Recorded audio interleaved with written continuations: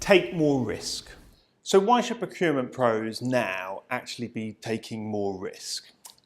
It's my contention, as a former professional poker player, that what we're all doing, not just procurement pros or investment professionals, but all of us as human beings, is making decisions every single moment of our life. And when you break that down, all decisions are actually resource allocation decisions. Sometimes money, but often time or energy or passion or status, standing, reputation. A lot of scarce resources that we have in lots of different forms, some tangible, some intangible, are on the line every time we do or decide anything. The problem is that we're doing all of that in a world of uncertainty, where we don't know the outcome of those decisions. Now, sometimes we think of uncertainty as being like, the world's a very uncertain place and who knows what's going to happen in the next 5 years with technology and medicine and all the rest of it. But sometimes the world's an uncertain place because I don't know what my audience is going to be like today. Or, you could be walking to work and you slip over on a banana skin. Or we have a disease which we didn't know that we had. And, that news can be devastating. Uncertainty takes lots of different forms. It is my contention, however, that the world is becoming more uncertain.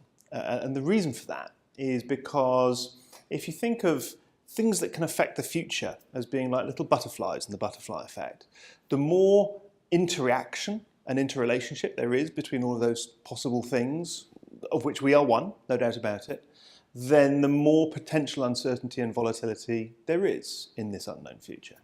And just look at the world around us. We are completely interconnected now in a way we've never been before. There's a tsunami in Japan, and it affects the employment opportunities of people in Sunderland because it challenges Nissan's supply chain.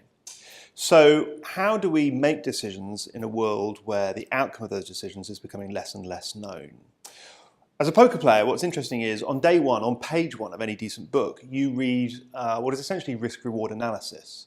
It's quite boring. It's a little bit alienating if you're not used to mathematics, but you have to read it because if you don't, you can't allocate your scarce resources in a world of uncertainty. And that's what we're doing every 90 seconds in poker. You have to make a decision that you can't abdicate, you can't procrastinate, and you can't delegate.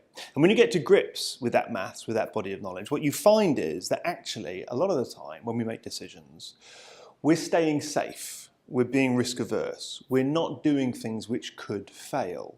And the discipline that poker gives you is to understand that you have to do some things which could fail. And in fact, it's sometimes the case that the more you fail, the more risk you take, actually the greater your long-term returns on investment.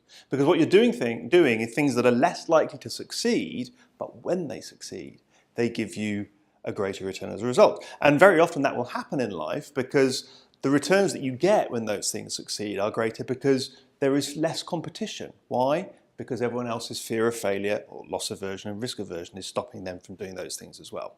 So I'm not saying for 1 minute that we should all go crazy and start taking lots of risks. But if you want to navigate this uncertain future, actually the first skill is to understand that you're going to be wrong more often and therefore you have to take more risk in order to get more return to compensate for that.